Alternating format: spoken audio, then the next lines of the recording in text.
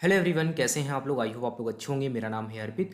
तो finally Haryana public service commission ने food safety officer की ऑफिशियल नोटिफिकेशन को अपलोड कर दिया है। ऑफिशियल रिक्रूटमेंट को लेकर के जो भी इन्फॉर्मेशन है उसके बारे में इस वीडियो में हम बात करेंगे।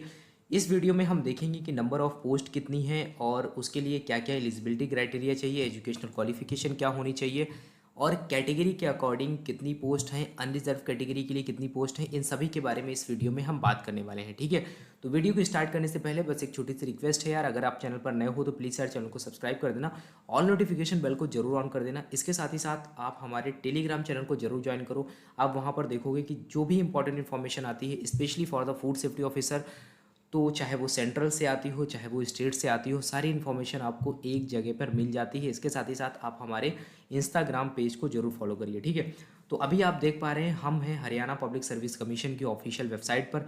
तो यहाँ पर आप देख पा रहे हैं कि हम जाएंगे यहाँ पर एडवर्टाइजमेंट पर। जैसे ही हम एडवर्टाइजमेंट पर क्लिक करेंगे तो आप देखेंगे कि एक नया एडवर्टाइजमेंट जो आपको दिखेगा रिसेंटली जो अपलोडेड है वो है food safety officer group B का in food and drug administration department Haryana.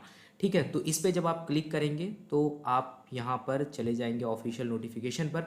तो ये है ऑफिशियल नोटिफिकेशन।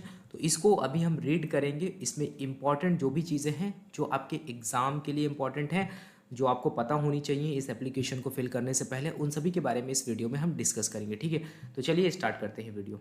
तो ये है ऑफिशियल नोटिफिकेशन। इसमें आप देख पा रहे हैं ये एडवर्टाइजमेंट नंबर दिया गया है। ठीक है, इसके साथ ही साथ पोस्ट फूड सेफ्टी ऑफिसर इसके बारे में मेंशन है। ठीक है, उसके बाद में इंपॉर्टेंट चीज़ क्या है कि डेट ऑफ पब्लिकेशन जो है वो है 3/9/2022 यानी कि 3 सितंबर 2019। उसके बाद में आप देखेंगे कि जो ऑनलाइन एप्लीकेशन है आपके वो स्टार्ट हो रहे हैं 7 सितंबर से। उसके बाद में जो मोस्ट इंपॉर्टेंट है वो है आपका एप्लीकेशन क्लोजिंग डेट जो है वो है 27 सितंबर 2022। इन डेट्स को आपको याद रखना है। आपको बहुत ज़्यादा टाइम नहीं मिल रहा है एप्लीकेशन फिल करने के लिए, इसको याद रखना है। ये है हमारी हरियाणा पब्लिक सर्विस कमीशन की ऑफिशियल वेबसाइट। इस पे आप जा करके अपना ऑनलाइन एप्लीकेशन जो है वो फिलअप कर सकते हैं। ठीक है, उसके बाद में क्या इंपॉर्टेंट है, इंपॉर्टेंट जो है वो कैंडिडेट को सबसे पहले जो भी एलिजिबिलिटी क्राइटेरिया है उसको इंश्योर कर लेना चाहिए। यहाँ पर ये मेंशन है कि आपके पास में वो एजुकेशनल क्वालिफिकेशन है या नहीं है, उसको आपको इंश्योर कर लेना है, उसके बाद ही आपको अप्लाई करना है। देखो इसमें क्या होता है कि अगर आप जो क्वालिफ़िकेशन मांगी गई है, जो भी प्रेस्क्राइब्ड क्वालिफ़िकेशन मेंशन है, अगर आप उसके अलावा अदर किसी क्वालिफ़िकेशन के साथ में एप्लीकेशन फॉर्म को फिलअप करते हो तो हो सकता है उस टाइम आपको कोई प्रॉब्लम ना हो, आप एग्ज़ाम भी दे दोगे, हो सकता है आप क्वालिफाई भी कर लो। लेकिन जब आप डॉक्यूमेंट वेरिफिकेशन के लिए जाओगे तो वहाँ पर जो कमीशन है वो आपको डिसक्वालीफाई कर सकता है। ठीक है, ऐसा हुआ भी है कई जगह पे।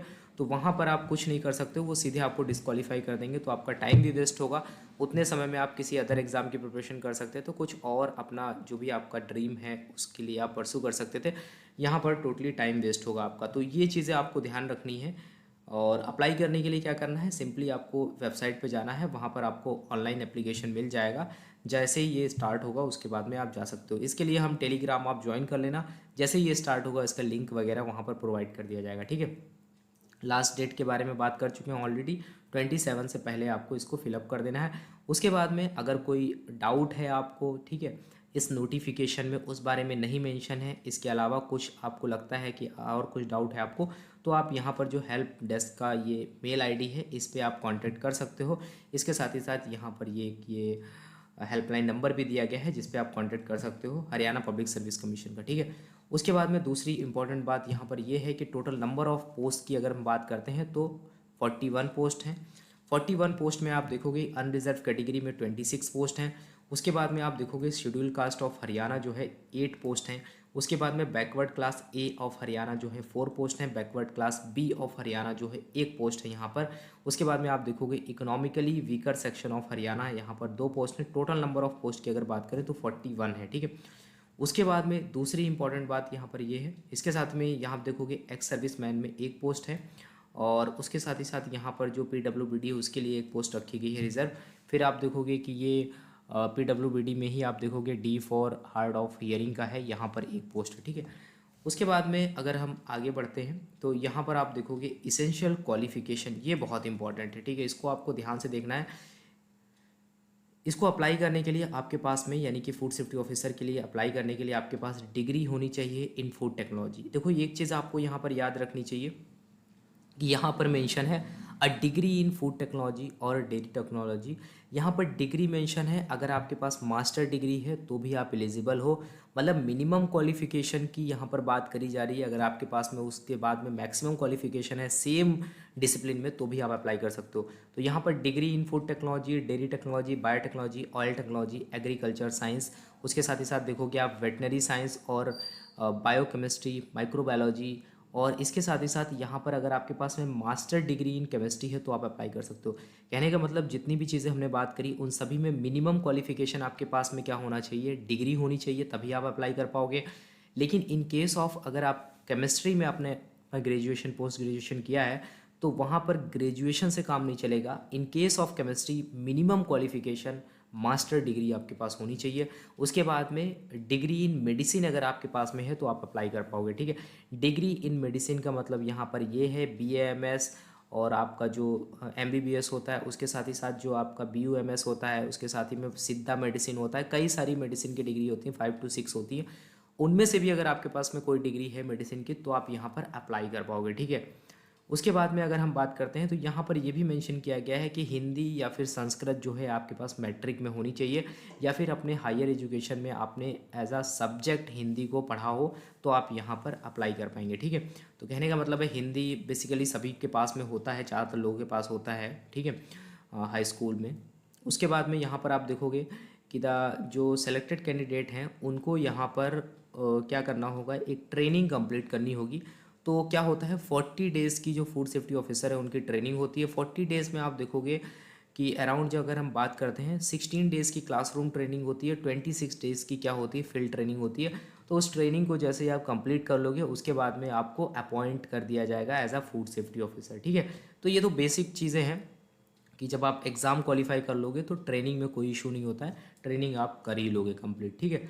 उसके बाद में यहाँ पर अगर बात करें तो वही बात लिखी गई है कि जो भी यहाँ पर एक लाइन में अगर देखें तो जो भी आपके सर्टिफिकेट हैं, यानी कि रिजर्वेशन का सर्टिफिकेट है SC ST OBC का, या फिर इसके साथ ही साथ आपकी एजुकेशनल क्वालिफिकेशन है उसको लेकर के है, तो वो सारी चीज़ें जो एप्लीकेशन की क्लोजिंग डेट है ना उससे पहले सब कुछ कंप्लीट हो जाना चाहिए। इस बात को आपको ध्यान रखना है, ठीक है, तभी वैलिड माना जाएगा।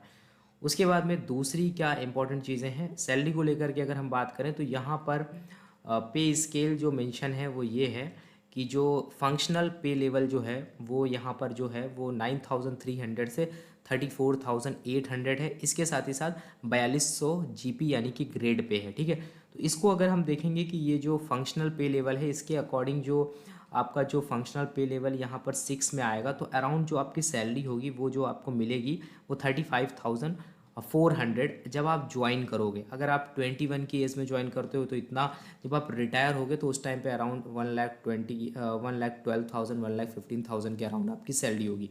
तो ये जब आप ज्वाइन करोगे यानी कि ज्वाइनिंग के टाइम पे जितना आप जल्दी ज्वाइन करोगे, जितना कम एज में ज्वाइन करोगे, उतना यहाँ पर क्या होगा आपको, मतलब जब आप रिटायरमेंट लोगे तो आपकी अच्छी खासी सैलरी होगी, ठीक है। उसके बाद में यहाँ पर क्या है कि service rules of the post हैं, ठीक है। इन सभी के बारे में अभी हमको बहुत ज़्यादा जानने की ज़रूरत नहीं है, ठीक है। उसके बाद में इंपॉर्टेंट क्या है हमारे पास में, एज लिमिट है। तो एज लिमिट की बात करें तो यहाँ पर मिनिमम एज लिमिट जो है वो 21 ईयर है और 42 ईयर जो है वो मैक्सिमम एज लिमिट है, ठीक है। तो बहुत सारे लोग ऐसे हैं जो लोग सेंट्रल फूड सेफ्टी ऑफिसर में एलिजिबल नहीं होते हैं क्योंकि एज की वजह से वहाँ पे मैक्सिमम एज लिमिट 30 होती है। आप किसी भी सेंट्रल की पोस्ट में जाओगे हमेशा आपको एज लिमिट कम मिलेगी। स्टेट की आप किसी भी सर्विस में जाओगे वहाँ पर जो है आपको एज लिमिट काफ़ी ज़्यादा मिलेगी, लगभग 10 साल का डिफरेंस देखने को मिल जाता है, 8 से 10 साल का। तो यहाँ पर 42 ईयर तक आप यहाँ पर अप्लाई कर पाओगे, ठीक है। उसके बाद में दूसरी चीज़ यहाँ पर ये है, उस पर भी आपको अगर SC ST से हो तो आपको 5 ईयर का रिलैक्सेशन मिल रहा है। इसी तरीके से अगर आप यहाँ पर देखोगे कि बैकवर्ड क्लास हो तो यानी कि 5 ईयर का रिजर्वेशन आपको मिल जाएगा। और अगर हम आगे बात करते हैं तो रिजर्वेशन के बारे में आप यहाँ पर पढ़ सकते हैं जो भी चीज़ें मेंशन है। दूसरी चीज़ यहाँ पर इम्पॉर्टेंट क्या है उन सभी के बारे में अगर हम बात करें तो अभी एक चीज़ और है, सिलेबस के बारे में कोई ऑफिशियल इन्फॉर्मेशन अभी नहीं है, तो आप वेट कर सकते हो। ऑनलाइन एप्लीकेशन जब तक स्टार्ट नहीं होता है तब तक कुछ भी कहना सही नहीं होगा। सिलेबस की अगर हम बात करें यहाँ पर तो एक बहुत इंपॉर्टेंट बात ये है कि जो FSSAI का सिलेबस है ना 90% यहाँ पर वही सिलेबस रहेगा। कुछ अगर चेंजेस हो सकते हैं तो आप वेट कर सकते हो। लेकिन अगर आप अभी से प्रिपरेशन करना स्टार्ट करना चाहते हो तो आप FSSAI के सिलेबस को टारगेट करके चलो। सेम वही सिलेबस रहेगा। सबसे पहले आप फूड सेफ्टी स्टैंडर्ड एक्ट 2006 पकड़ो। हर फूड सेफ्टी ऑफिसर के एग्ज़ाम में वो आपको देखने को मिलेगा ही मिलेगा, तो आप वहाँ से स्टार्ट कर सकते हो। ठीक है, तो ये चीज़ें आपको ध्यान रखनी है। तो ऑफिशियल सिलेबस को लेकर के हमारे पास में कोई ऑफिशियल इन्फॉर्मेशन नहीं है। अगर आपके पास में कुछ इन्फॉर्मेशन है तो आप हमें मैसेज कर सकते हो हमारे व्हाट्सएप नंबर पर। ठीक है, तो यहाँ पर एप्लीकेशन फ़ी की अगर बात करते हैं तो ये आप ध्यान दीजिए यहाँ पर कि जो एप्लीकेशन फ़ी है वो 1000 है। किसके लिए? मेल कैंडिडेट के लिए। ठीक है, इसके साथ ही साथ male candidate of a general और इसके साथ ही साथ reserved category of other state. Other state से कैंडिडेट एलिजिबल हैं, लेकिन अदर स्टेट से आप किसी भी कैटेगरी से हो, आपका कोई भी रिजर्वेशन यहाँ पर काम नहीं करेगा। आपको जनरल कैटेगरी यानी कि अनरिजर्व कैटेगरी में ही अप्लाई करना पड़ेगा। ठीक है, उसके बाद में यहाँ पर देखो ये भी मेंशन है कि for male candidate of general category including dependent son of ex serviceman of Haryana, तो उनके लिए भी यहाँ पर कोई रिलैक्सेशन नहीं है। ठीक है, उसके बाद में यहाँ पर अगर बात करें फीमेल कैंडिडेट के लिए of general category including female dependent of ESM यानी कि ex serviceman of Haryana only, उनके लिए यहाँ पर 250 रुपये है। For female candidate of general and all reserve category of other state, उनके लिए भी 250 रुपये। ठीक है, उसके बाद में यहाँ पर बात करें अगर for male and female of SC ST BCA and BCB दोनों कैटेगरी के लिए, उसके साथ ही साथ ex serviceman category of Haryana, उनके लिए यहाँ पर 250 रुपये है। उसके बाद में for all person with disabilities category candidate, उनके लिए यहाँ पर कोई भी फीस नहीं है यानी कि। ठीक है, उसके बाद में दूसरी बात जो है इम्पॉर्टेंट क्या है, अब इम्पॉर्टेंट आपको डॉक्यूमेंट्स क्या क्या अपलोड करने होंगे वो यहाँ पर देख लेते हैं। वो थोड़ा सा इंपॉर्टेंट है। जब आप एप्लीकेशन फॉर्म को फिल करेंगे तो वहाँ पर आपके पास में जो डॉक्यूमेंट्स होने चाहिए, सबसे पहले आपके पास में एक स्कैन फोटोग्राफ होना चाहिए आपका। उसके बाद में सिग्नेचर होना चाहिए। इसके साथ ही साथ scan copy of degree and marksheet जो है वो भी आपकी यहाँ पर ज़रूरत होगी। उसके साथ ही साथ स्कैन कॉपी ऑफ जो आपका रिजर्वेशन सर्टिफिकेट है वो आपके पास होना चाहिए। PWBD सर्टिफिकेट है वो भी आपके पास होना चाहिए, स्कैन कॉपी उसकी भी होनी चाहिए। Scan copy of Haryana domicile certificate, क्योंकि अगर आपको रिजर्वेशन चाहिए तो आपको ये लगाना पड़ेगा। अदर स्टेट के लिए इसकी ज़रूरत नहीं होगी। ठीक है, उसके बाद में स्कैन कॉपी ऑफ NOC होना चाहिए from department from Haryana government employ who have sign bond. तो यहाँ पर क्या होता है, बहुत सारे एम्प्लॉय ऐसे होते हैं जिनका हरियाणा गवर्नमेंट के साथ में कोई बॉन्ड होता है कि आपको मिनिमम इतने टाइम तक जॉब करना है। तो उनके उस केस में क्या है, यहाँ पर आपको नो ऑब्जेक्शन सर्टिफिकेट देना होगा अगर आप यहाँ पर ज्वाइन करते हो। ठीक है, ये हो गई एक इम्पॉर्टेंट बात यहाँ पर। तो ये था एक इम्पॉर्टेंट इन्फॉर्मेशन जो दी थी। बहुत सारी चीज़ें इसमें नोटिफिकेशन में हैं जो सारी बहुत ज़्यादा जानने लायक नहीं है अभी। ठीक है, तो जो भी इंपॉर्टेंट चीज़ें थी उन सभी के बारे में हमने डिस्कशन कर लिया है। ठीक है, अब अगर आप प्रिपरेशन स्टार्ट करना चाहते हो तो हमने जैसा कि बताया आपको FSSAI के सिलेबस को ही फॉलो करना है। अभी कुछ भी कहना सही नहीं होगा कि मतलब 100% नहीं कहना सही होगा कि क्या सिलेबस होगा, क्योंकि हमारे पास कोई ऑफिशियल इन्फॉर्मेशन नहीं है। लेकिन 90 to 80% जो आपका सिलेबस है वो FSSAI का ही होगा, ये कंफर्म श्योर है। ठीक है, तो सारे स्टेट में आप देखोगे जो FSSAI का मेन सिलेबस है उसी सिलेबस को लगभग स्टेट जो है वो फॉलो करते हैं। ठीक है, तो इसके लिए क्या है कि जो FSSAI के नोट्स वगैरह हैं आप उनको फॉलो कर सकते हो। इसके लिए आप हमारे व्हाट्सएप नंबर है उस पर आप कॉन्टैक्ट कर सकते हो, आप देख सकते हो अगर आप प्रिपरेशन अपनी स्टार्ट करना चाहते हो। ठीक है, तो ये था एक इन्फॉर्मेशन। इससे रिलेटेड अगर कुछ और आता है, अगर कोई ऑफिशियल इन्फॉर्मेशन आती है हरियाणा पब्लिक सर्विस कमीशन की तरफ से फूड सेफ्टी ऑफिसर को लेकर के, तो हम आगे नेक्स्ट वीडियो में उसको लेकर के बात करेंगे। ठीक है, तब तक के लिए thank you, have a nice day. मिलते हैं नेक्स्ट वीडियो में।